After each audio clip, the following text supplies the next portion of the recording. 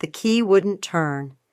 I stood there in the hallway of my apartment building, luggage at my feet, staring at the lock like it might explain itself. 2 weeks in Portland for work, and now this.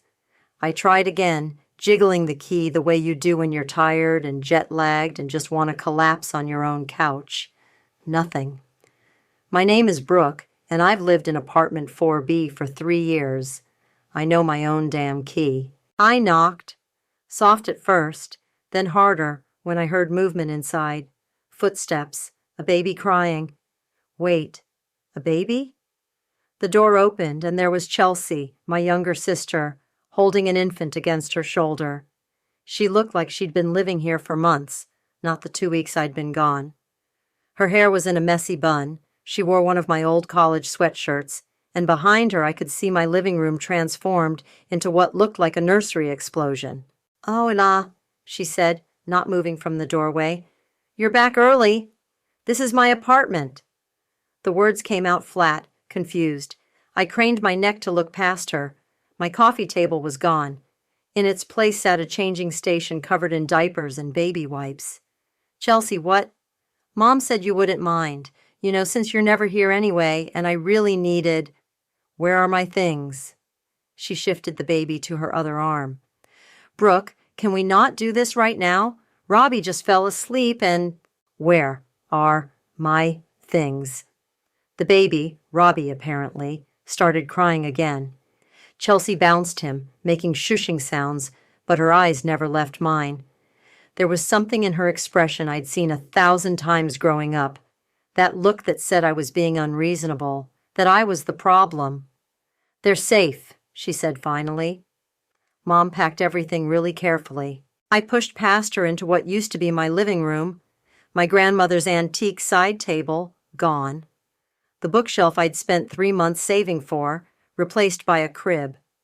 My carefully chosen artwork had been taken down, and in its place hung a mobile with little elephants that played some tinkling lullaby. "You moved into my apartment. Temporarily." Chelsea followed me, still bouncing the crying baby. "Just until I get back on my feet. Nathan left, and I can't afford my old place with the baby, and Mom thought—" "Mom thought what, exactly?" Chelsea's phone buzzed. She glanced at it and held it out to me. A text from our mother. "Chelsea needs this more.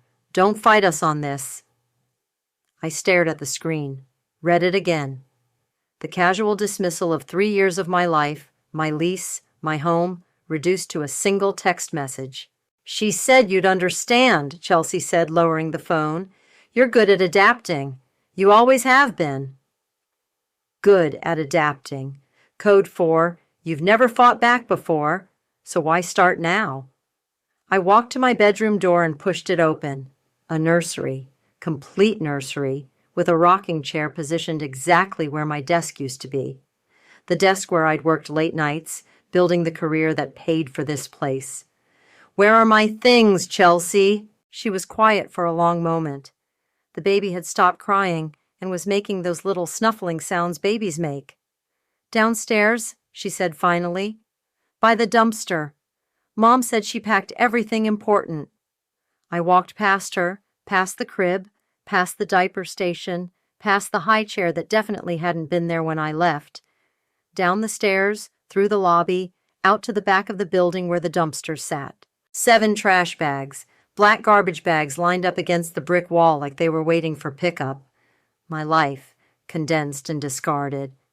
I opened the first bag, clothes shoved in without folding. The second bag held books, some with bent covers. The third bag was damp at the bottom, and when I lifted it, something liquid seeped out. Inside, wrapped in a soaked towel, was the framed photo of my grandmother and me from my college graduation. The glass was shattered, spider-webbed across her smiling face. She was the only family member who'd ever treated me like I mattered, who'd saved money from her Social Security to help with my tuition, who'd told me I was going to do great things. The frame was broken. The photo was ruined. I stood there holding the pieces, and something inside me went very, very quiet. I didn't cry. I didn't scream. I didn't march back upstairs to demand explanations or beg for my life back. Instead, I smiled. I smiled because they'd just made the biggest mistake of their lives. They'd pushed the wrong person this time. I set the broken frame carefully on top of the bag and walked away. I called Morgan from my car. They what? Her voice went up 3 octaves. They moved into your apartment while you were gone? 7 trash bags, Morgan. They put my entire life in 7 trash bags. I'm coming over. Where are you? Sitting in the parking lot of a Starbucks like some kind of homeless person. I laughed, but it came out wrong. Bitter. Actually, I guess I am homeless now. Don't you dare. You're staying with me tonight, and tomorrow we're fixing this. What's your landlord's number? Daryl picked up on the second ring.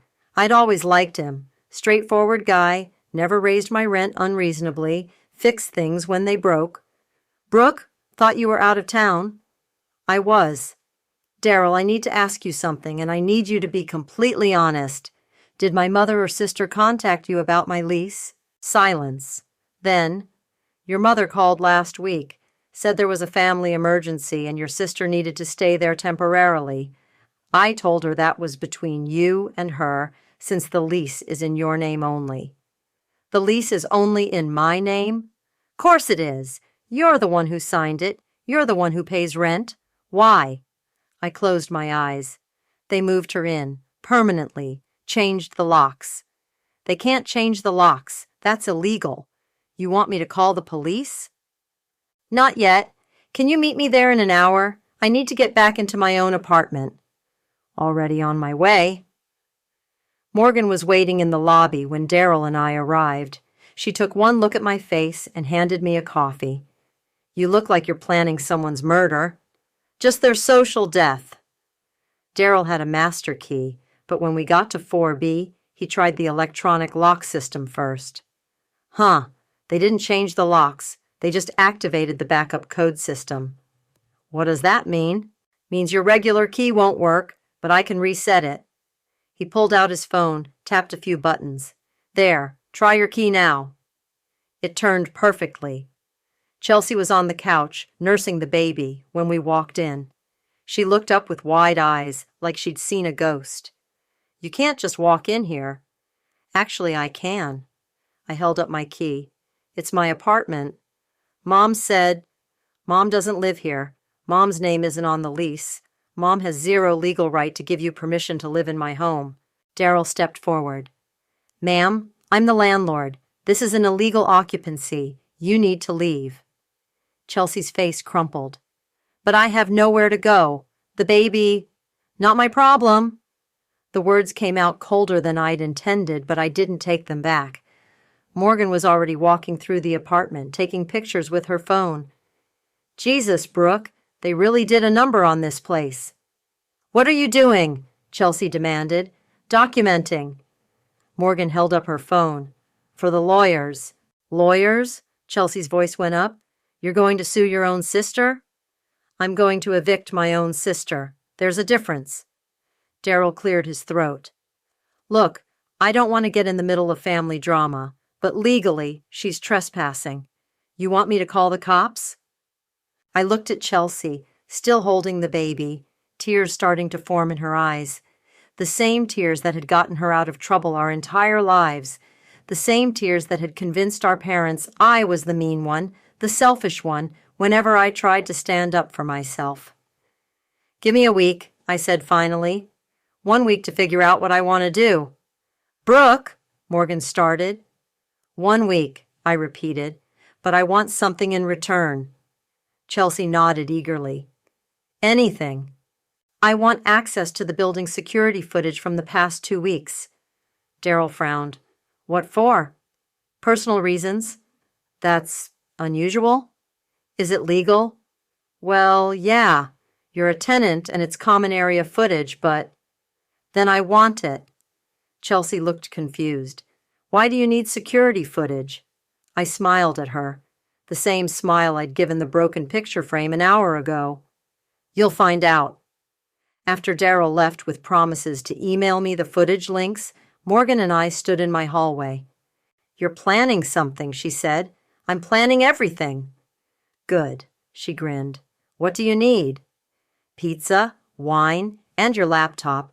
We're going to have a very productive evening. What are we doing? Editing. The security footage was better than I'd hoped. Morgan and I sat on her couch at midnight, laptops open, pizza boxes scattered around us like we were cramming for finals. The building's camera system had captured everything in crisp HD. Oh my God, look at this part. Morgan pointed at her screen. Your mom is literally laughing while she throws your books in the bag. I leaned over to see. There was my mother, tossing my carefully organized bookshelf into garbage bags like she was cleaning out a storage unit. Chelsea stood beside her, holding the baby with one arm and directing where to put the crib with the other. And here, I clicked to another timestamp. They're not even being careful. Look, the footage showed Chelsea dropping one of my bags. It split open, spilling clothes across the sidewalk. Instead of picking them up properly, she just shoved everything back in and kept going. They spent 2 days moving her stuff in, Morgan said, scrolling through more clips. 2 full days. This wasn't some emergency decision. No, it wasn't. I'd already edited together the best clips. My mother and Chelsea hauling furniture up the stairs. Chelsea directing movers, actual movers, where to put her things. My mother standing in my living room, hands on her hips, nodding approvingly at the transformation. The final clip was perfect, both of them on my balcony, sharing a bottle of wine, toasting something. Chelsea was laughing. My mother was smiling that satisfied smile she got when she'd gotten her way. What are you going to do with it? Morgan asked. Post it. Where? Everywhere. I opened Facebook first, uploaded the video montage with a simple caption. For those who wanted to remind me of my place. This is what family does when you finally find peace. No names, no direct accusations, just the footage and the truth. You sure about this? Morgan asked. Once it's out there. It's already out there. They made it public the moment they decided my home was theirs to give away. I hit post, then Instagram, then Twitter. Same video, same caption. Now we wait, I said. We didn't wait long. My phone started buzzing within minutes. Comments, likes, shares. People I hadn't talked to in years were messaging me. Holy shit, Brooke. Is this real? I can't believe they did this to you. Your own family? That's insane. Morgan was watching the numbers climb on her phone.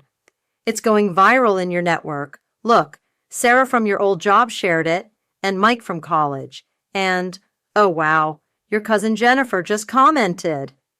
I looked. Jennifer had written, "This is exactly what Aunt Meredith did to my mom 20 years ago. Leopards don't change their spots." More comments poured in. I always wondered why you moved out so young. Now I know. The audacity of some people. You're better off without them. But the best comment came from someone I didn't expect. Garrett, my boss. Brooke, are you okay? Can we talk tomorrow? My phone rang. Unknown number. Hello? Brooke, it's your mother. Her voice was tight, controlled. Take down that video right now. No. You're embarrassing the family. I'm embarrassing you. There's a difference. Chelsea is crying. The baby will be fine. Chelsea made her choices. You're being vindictive. I'm being honest. If you don't take this down, there will be consequences. I laughed. Actually laughed. What consequences, Mom? You going to kick me out of my apartment? Oh, wait. She hung up. Morgan was grinning at her laptop. Your post has been shared 47 times in the last hour. And look at this. Someone tagged a local news reporter. A reporter? Yeah, that woman who does the human interest stories. She commented asking if you'd be willing to talk. My phone buzzed with a text from Chelsea. Please take it down. People are calling me names. I showed Morgan. She snorted. Good. Another text. You're ruining my reputation. What reputation? I typed back. I'm a single mother. I need people's support. Then you shouldn't have stolen your sister's apartment. I didn't steal anything. Mom said, Mom doesn't own my lease. The messages stopped, but the video kept spreading. By morning, it had been shared over 200 times. The comments section was a mix of outrage on my behalf and a few family friends trying to defend my mother. Garrett called at 8 a.m. Brooke, it's Garrett. Are you free to talk today? Of course. Is everything okay? More than okay. Can you come in early, like now? I was at the office by 8:30. Garrett was waiting with coffee and a serious expression. I saw your video, he said. My stomach dropped. I can take it down if it's affecting... Don't you dare! He leaned forward. Brooke, I've watched you work for 2 years. You're brilliant, you're reliable, and you never complain. But I never saw you fight for yourself until yesterday. I don't understand. The senior project manager position opened up yesterday. I was going to post it externally, but after seeing that video, seeing you finally stand up for yourself, I want to offer it to you first. I stared at him. Are you serious? Dead serious. 60% salary increase, your own team, full benefits package. What do you say? I thought about my mother's voice on the phone, about Chelsea crying in my apartment, about 7 trash bags on a curb. I say yes. The coffee shop was neutral territory. Chelsea had suggested it in her text, probably thinking public meant I wouldn't make a scene. She was wrong. I arrived first, ordered a black coffee, and picked a table by the window. When Chelsea walked in 10 minutes later, she looked like she hadn't slept. Dark circles under her eyes, hair pulled back in a greasy ponytail, carrying Robbie in one of those baby carriers strapped to her chest. My mother followed 30 seconds behind her, designer purse, fresh manicure, that tight smile she wore when she was about to manipulate someone. Brooke. Mom slid into the chair across from me like we were meeting for brunch. You look tired? I wonder why. Chelsea sat down heavily, adjusting the baby carrier. Can we fix this, please? Fix what exactly? This whole situation. Chelsea's voice was already getting that whiny edge it got when she wanted something. The video, the apartment, all of it. The video stays up. Brooke. The video stays up, I repeated, and you have 1 week to get out of my apartment. Mom leaned forward. Now that's not reasonable. Chelsea has a newborn. She can't just what? Find her own place, like every other adult? You know her situation is complicated. Her situation is that she had a baby with a man who left, and instead of figuring out her own life, she decided to steal mine. Chelsea's eyes filled with tears. Right on cue. I didn't steal anything. Mom said you wouldn't mind because you're never there anyway. I'm never there because I work 60 hours a week to afford being there. Well, maybe if you had a real family of your own, you'd understand. A real family? I set my coffee down carefully.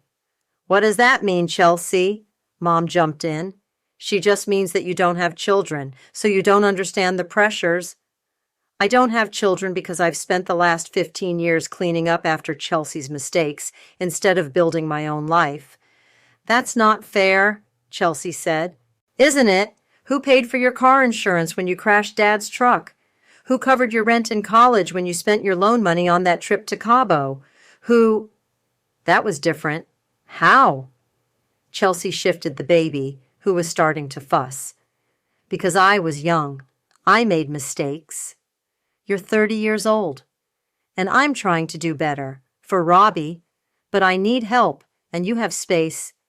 Had space. Past tense. Mom's smile was getting tighter. Brooke, I think you're overreacting. Family helps family. When did you help me, Mom? I've always helped you. Name one time. Silence. One time you chose me over Chelsea. One time you took my side. One time you treated us equally. More silence. That's what I thought. Chelsea was crying now, real tears, not the manipulative kind. Why are you being so cruel? I have nowhere else to go. You have Mom's house. Mom's place is too small. I looked at my mother. Is it? Well, I mean, with the baby and all the equipment. But my one-bedroom apartment is perfect? You don't have a baby because it's a one-bedroom apartment. The circular logic was making my head hurt. I pulled out my phone and opened my notes app. Here's what's going to happen. You have 7 days to move out. I'm changing the locks on day 8. Anything left behind gets donated. Brooke, please. I'm not finished. I looked directly at Chelsea. You're also going to pay for the professional cleaning I'll need after you leave, and you're going to replace the security deposit since I'm sure there's damage. I don't have that kind of money. Then you shouldn't have moved into someone else's apartment. Mom finally lost her composure. You're being vindictive and petty. This isn't who you are. You're right. The old me would have rolled over and let you walk all over me. Again. But that person is gone. What happened to you? Chelsea asked. You used to be nice. I used to be a doormat. There's a difference. I stood up, leaving my half-finished coffee on the table. 7 days, Chelsea. After that, I call the sheriff. The sheriff? Mom's voice went up. You'd really call the police on your own sister? Try me. I was almost to the door when Chelsea called out, You know what? Fine. But don't expect me to forgive you for this, and don't expect to be part of Robbie's life. I turned back. Chelsea? What? Why do you think I care? You've never let me be part of your life before. Why would I want to be part of his? The hurt on her face was real, but so was the hurt I'd been carrying for 32 years. You'll regret this, Mom said quietly. The only thing I regret is waiting this long. I walked out into the sunshine, pulled out my phone, and called my landlord. Daryl, it's Brooke. I need to discuss the eviction process. Day 8 came and went. Chelsea didn't leave. I stood outside my apartment building at 9 a.m., holding legal eviction papers and my phone with Daryl on speed dial. She's still in there, I told him. You sure?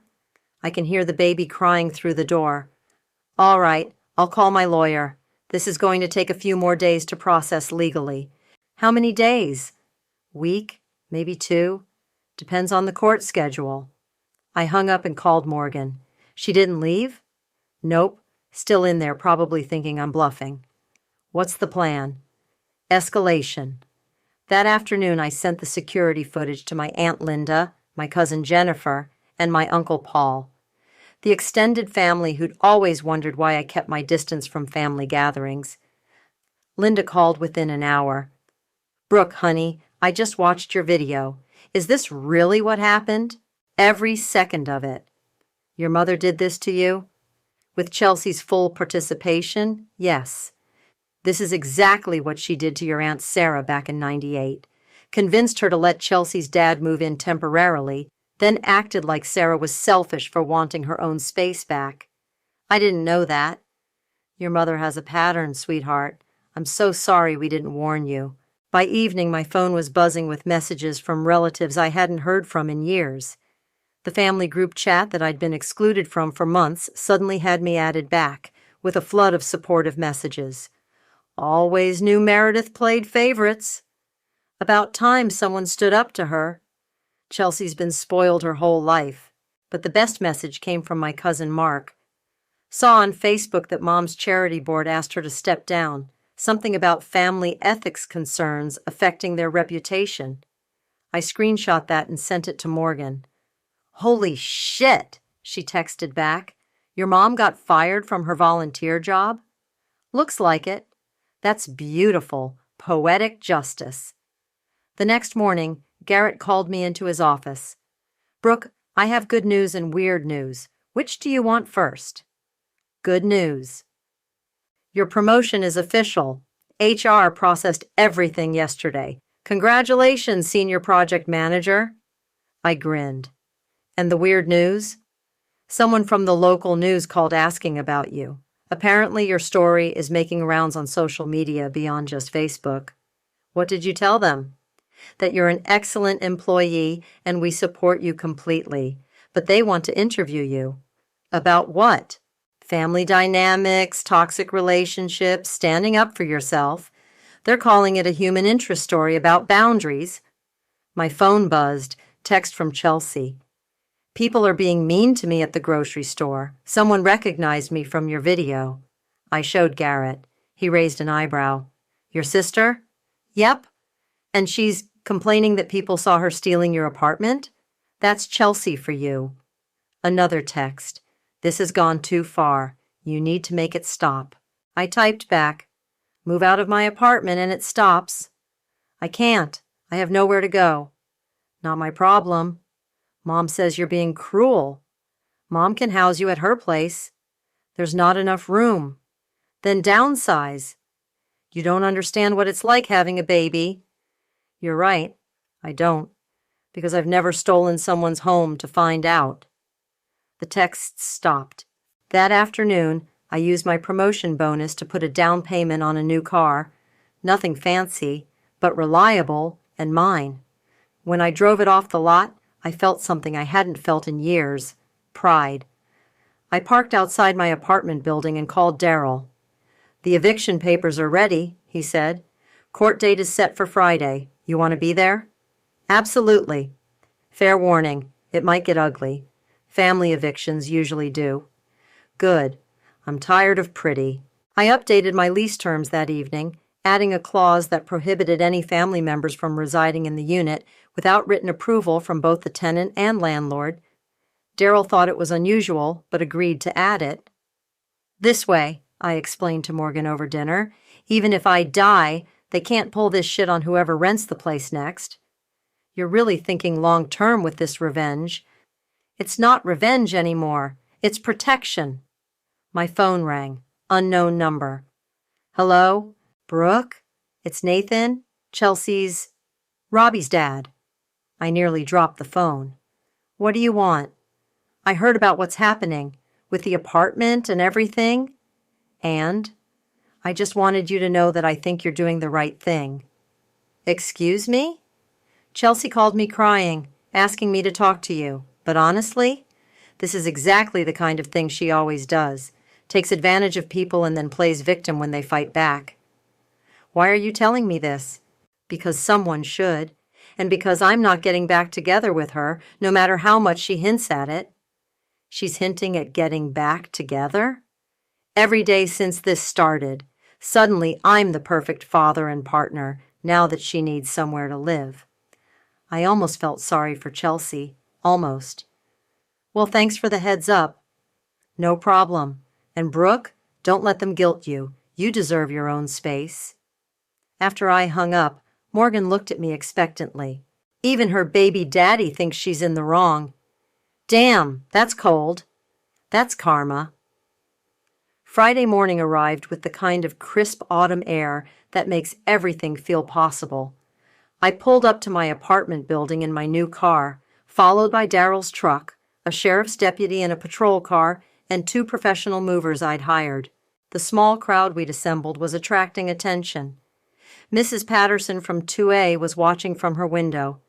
The college kids from 3B had come out to their balcony with coffee cups. You ready for this? Daryl asked as we climbed the stairs. I've been ready for 2 weeks. The deputy knocked first. Building management, open up, please. Shuffling sounds from inside, the baby crying. Then Chelsea's voice muffled through the door. Just a minute. When the door opened, Chelsea looked like she'd been living in a bunker. Unwashed hair, stained clothes, dark circles that had gotten worse since our coffee shop meeting. She was holding Robbie, who was red-faced and screaming. You actually brought the police? She said, staring at the deputy. Ma'am, you've been served with legal eviction papers. You have 30 minutes to gather your belongings and vacate the premises. 30 minutes? I have a baby. I need more time. You've had 2 weeks, I said, stepping forward, plus the 7 days I gave you as a courtesy. Where am I supposed to go? Not my problem. The deputy stepped between us. Ma'am, do you have somewhere to go? Family? Friends? My mother's place, but... Then that's where you're going. Movers, you can start with the nursery. The 2 movers I'd hired pushed past Chelsea into what used to be my living room. They were efficient, professional, and completely unsympathetic to the chaos they were dismantling. Wait! Chelsea said, following them. Some of this stuff is expensive.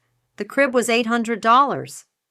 Then you should have thought about that before you stole an apartment, one of the movers said, without looking up. That's when my mother arrived. She burst through the door like she was storming a castle, designer heels clicking on my hardwood floors, face flushed with anger. This is ridiculous. You're traumatizing a baby. I'm evicting a trespasser, I corrected. She's your sister. She's a stranger who broke into my home. Mom turned to the deputy. Officer, surely there's some way to work this out. This is a family matter. Ma'am, this is a legal eviction. The tenant has rights, and your daughter violated them. But the baby? Should have been considered before the illegal occupancy began. I watched my mother's face cycle through emotions, shock, anger, desperation, and finally something I'd never seen before, defeat. The movers were working fast. The crib was already disassembled and heading down the stairs. The changing station followed. Chelsea was frantically stuffing diapers and baby clothes into garbage bags, the same kind of bags my belongings had been thrown into. This is all your fault, she said to me, tears streaming down her face. You're destroying my life. You destroyed your own life. I'm just cleaning up the mess. I hate you. Good. Maybe now you'll leave me alone. Neighbors had started gathering in the hallway. Word travels fast in apartment buildings, and everyone wanted to see the drama unfold. I recognized faces from the lobby, people I'd nodded to politely for 3 years. Is that the girl from the video? Someone whispered. Yeah, that's her, the one who stole her sister's place. Chelsea heard it too. Her face went red. Stop staring at us. Then stop making a scene, Mrs. Patterson called from her doorway. Some of us have been watching this mess for weeks. The movers finished with the big items. Chelsea was left scrambling to pack personal belongings while juggling a crying baby. My mother tried to help, but she kept getting in the way. Where are my keys? Chelsea asked frantically.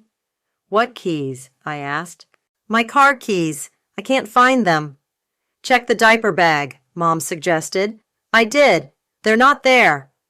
The deputy looked at his watch. 5 more minutes, ladies. Chelsea was starting to panic.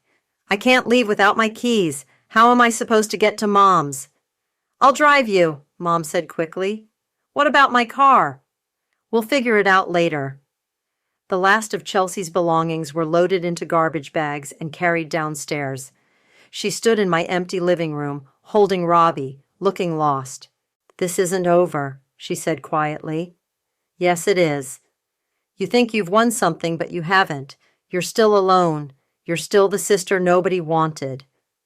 The words hit exactly where she'd aimed them, but instead of crumbling, I smiled. You're right. I am alone, in my own apartment, with my own life, and it's perfect. The deputy escorted them out. I watched from my window as they loaded garbage bags into my mother's car, Chelsea still crying, the baby still screaming. Daryl appeared beside me. You okay? Better than okay. Building board wanted me to tell you something. What's that? They saw your video, voted to give you a discount on early lease renewal, said you're the most viral tenant they've ever had. I laughed, actually laughed. How much of a discount? 20%, and they're upgrading your security system for free. As my mother's car pulled away from the curb, I felt something settle in my chest. Not satisfaction exactly, but peace. My apartment was mine again. The silence in my apartment was deafening. I stood in the middle of my living room, surrounded by the ghosts of baby equipment and the faint smell of diaper cream that would probably take weeks to fade completely. The hardwood floors had scuff marks from the crib. There were nail holes in the walls where Chelsea had hung her baby pictures, but it was mine again. Morgan arrived an hour later with champagne and takeout from my favorite Thai place. How does it feel? She asked, popping the cork. Empty. Good empty. Different from bad empty? Very different. We ate pad thai on my coffee table, the same coffee table that had been replaced by a changing station 2 weeks ago. Everything was exactly where I'd left it. thanks to the photos I'd taken before my work trip. My phone buzzed, email from Chelsea. You really think this is over? The family will never forget what you did. You'll be the villain in every story they tell about this. I showed Morgan. She snorted. Good. Villains are more interesting than victims. I typed back, I hope not. Send. That's it? Morgan asked. Just, I hope not? What else is there to say? I don't know. Something more dramatic? The drama is over. This is the epilogue. My phone rang. Garrett. Brooke, sorry to call on a Friday night. How did the eviction go? Smoothly. Why? That reporter called again. She wants to do a follow-up story. Something about how you handled the situation. What kind of follow-up? She's calling it The Art of Boundaries. Wants to interview you about standing up to family manipulation. I'm not sure I want to be the poster child for family dysfunction. Think about it. Your story is helping people. I've had 3 employees come to me this week asking for advice about their own family situations. You started something. After he hung up, I walked to my bedroom closet. In the back, behind my work clothes, hung a pair of designer heels I'd bought 6 months ago. Black leather, 4-inch heels, completely impractical for my daily life. My mother had seen them when she'd helped me move furniture around last spring. Those are ridiculous, she'd said. When would you ever wear something like that? You're not the type. I pulled them out now and slipped them on. They fit perfectly. What are you doing? Morgan called from the living room. Becoming the type. I walked back out in the heels, feeling taller, stronger, different. Damn, girl, you look like you could run a Fortune 500 company. Maybe I will someday. My laptop chimed with a notification. Someone had tagged me in a Facebook post. I opened it. My cousin Jennifer had shared my original video with a long caption. This is what happens when the scapegoat finally fights back. Proud of my cousin for choosing herself for once. The comments were overwhelmingly supportive. People sharing their own stories of family manipulation, toxic dynamics, the difficulty of setting boundaries with relatives. You inspired me to kick out my freeloading brother. My mother tried the same thing with my apartment.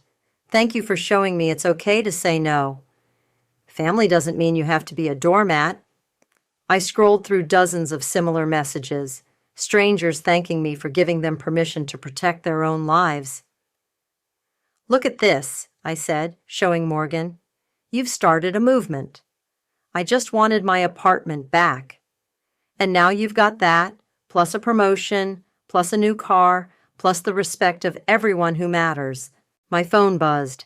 Text from an unknown number. This is Linda from Channel 7 News. We'd love to interview you about your story. Would you be available next week? I stared at the message. What is it? Morgan asked. The reporter wants to interview me. Are you going to do it? I thought about Chelsea's email, about being the villain in their stories, about my mother's charity board asking her to step down, about all the years I'd stayed quiet to keep the peace. Yeah, I think I am. I walked to my balcony door and stepped outside. The city stretched out below me, lights twinkling in the darkness. This view, my view, that I'd worked so hard to afford. I pulled out my phone and took a picture. The city lights, the evening sky, my reflection in the glass door behind me wearing those impractical heels. I posted it on social media with a simple caption, "Peace is not given, it's taken back." Within minutes, the likes and comments started pouring in. You look amazing. Living your best life. This is what winning looks like.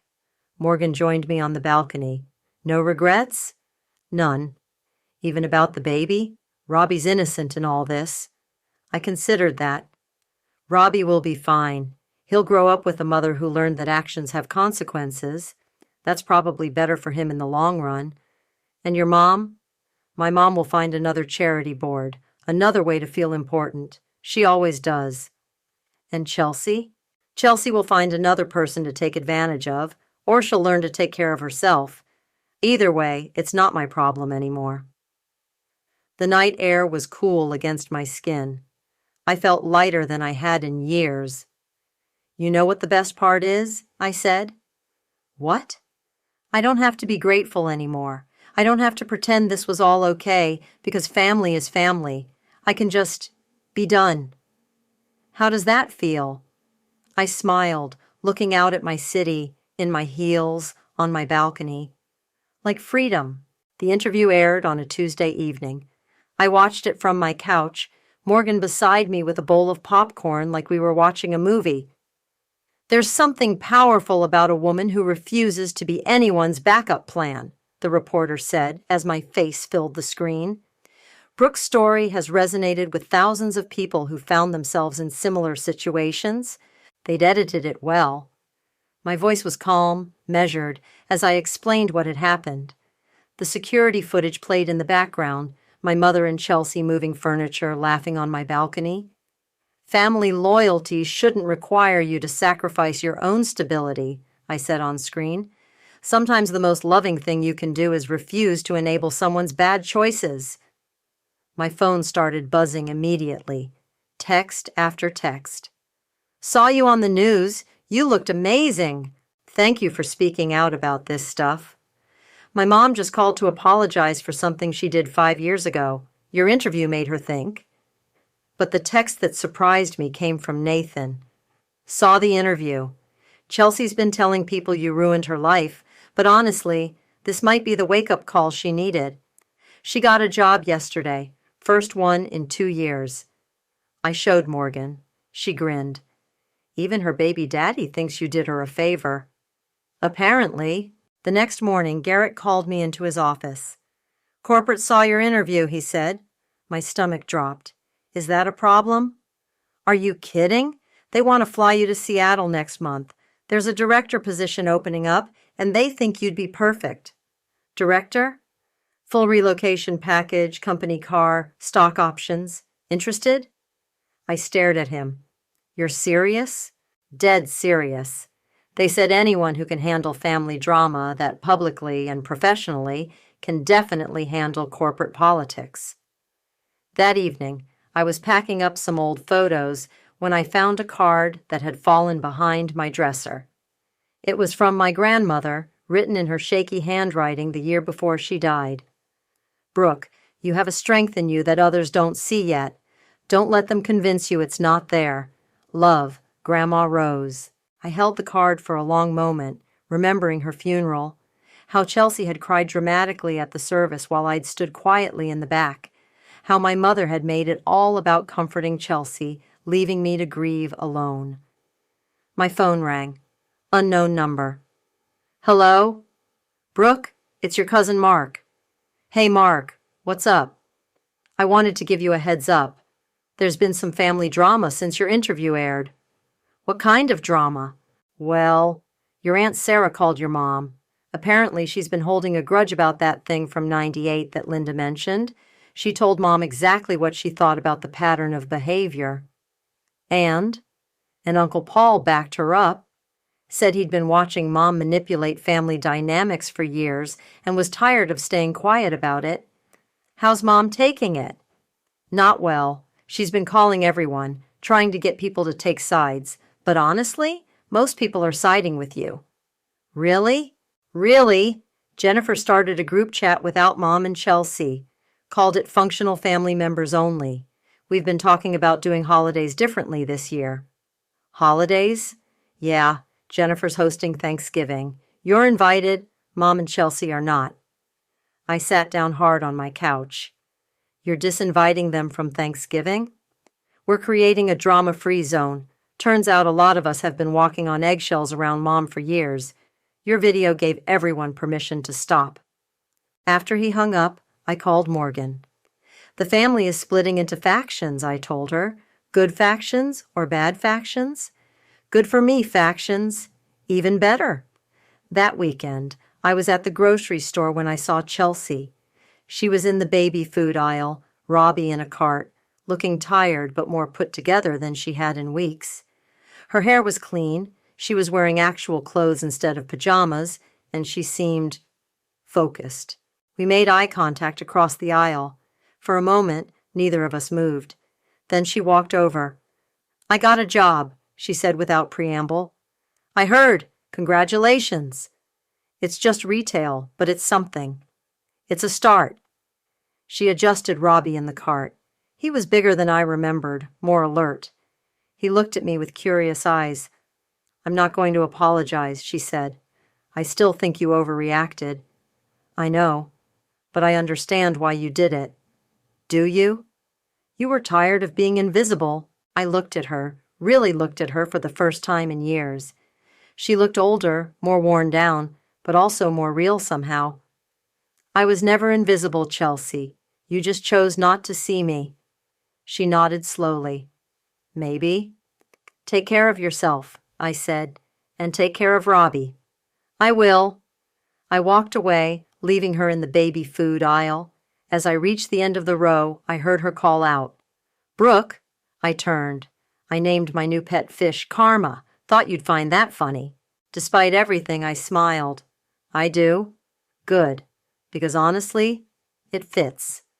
I drove home to my apartment, to my view, to my life that was finally, completely mine. The Seattle offer was sitting on my kitchen counter, waiting for my decision. I picked up my phone and called Garrett. "I'll take the director position," I said.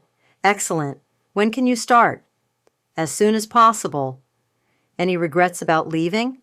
I looked around my apartment, the apartment I'd fought for, won back, and was now ready to leave behind on my own terms. None at all. Let them call me cruel. Let them make me the villain in their stories. Because for the first time in my life, I wasn't giving away what I'd earned, and I never would again.